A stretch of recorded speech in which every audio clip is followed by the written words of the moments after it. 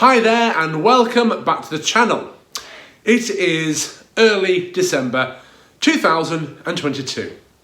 I'm given that date because this video for me is kind of a little historical moment, you could say, in the sort of story of Owl Adventures and myself as a falconer. So this here is Ollie.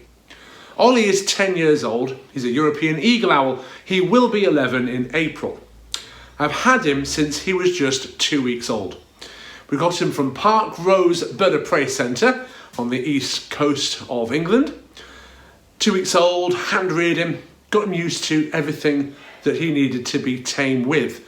That includes children and noise and traffic and travelling and music and all those sorts of things. And what we then got was a very, very tame eagle owl. Now, if you've watched a lot of our videos in the past, you may have seen me mention in the past that we have had a bit of a problem with Ollie.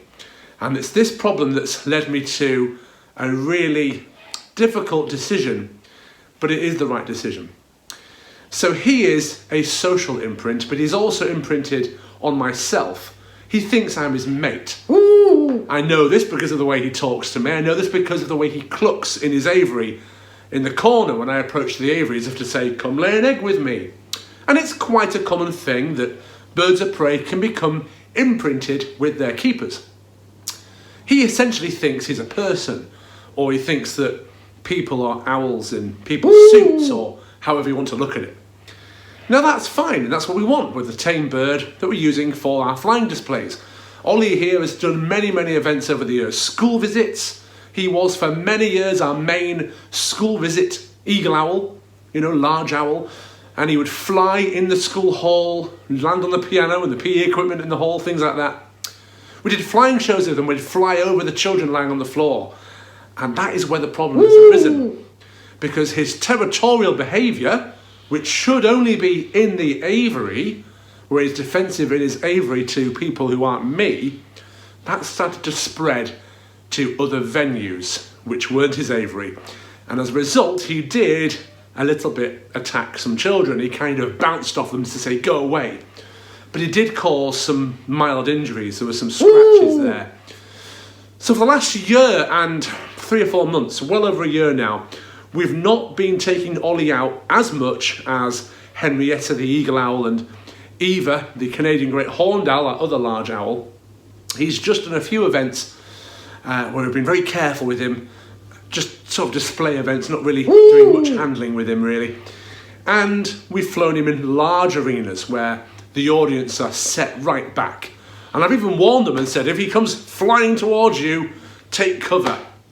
It's been difficult because most of the time he's been perfectly well behaved. We've not had any problems.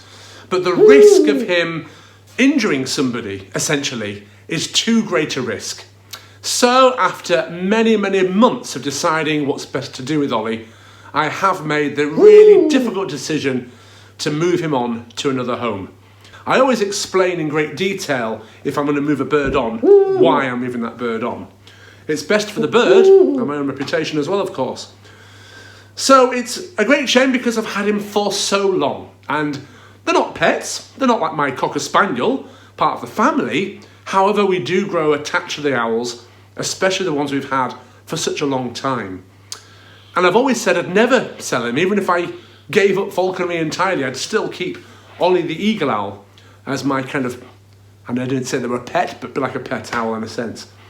But unfortunately, we have to do what's right, and we know that he'll have a much better life where he's going, where someone can put the time into him. Because he's had that risk, we've not used him as much, so he hasn't been doing as much flying as he used to, or as many events. I think he's quite happy with that. He just sits in the aviary and hoots at us, but it's still better that he gets out and flying more and doing more things.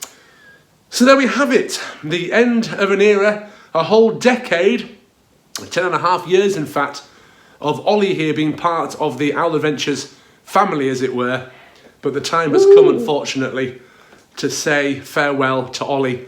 But Ollie, thank you for all the events you've come along with us. Thanks for all the times you sat in a tree and didn't come down for 3 or 4 hours. Thank you for all the wonderful hooting That's a good one, when I have them on display and people come and I do a little talk, a bit of presentation, and I'll say, oh, Ollie even talks to me. And I'll demonstrate, and I go, there you go, like that. I'll try and hoot first, and he then copies me.